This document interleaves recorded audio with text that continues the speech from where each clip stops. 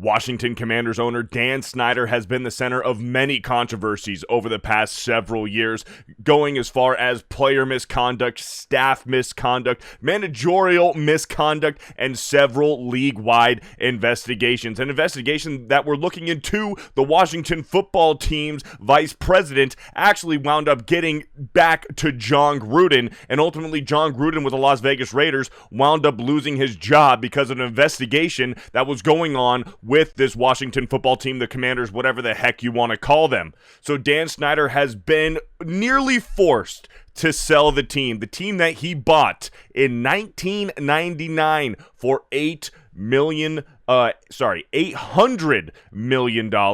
Dan Snyder has agreed to sell the Commanders to Josh Harris from Ian Rappaport. Commanders owner Dan Snyder and the 76ers and New Jersey Devils owner Josh Harris have now reached an agreement on a sale to Harris's group for $6.05 billion.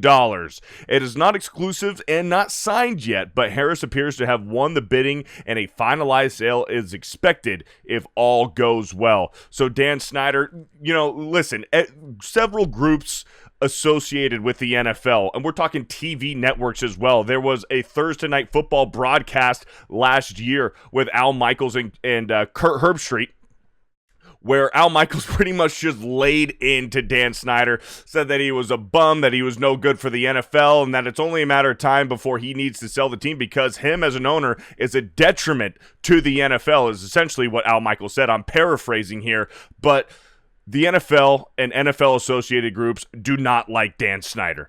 And Dan Snyder is essentially forced out of ownership for the Commanders. He is now selling the team. He is flipping the team. He bought them for $800 million.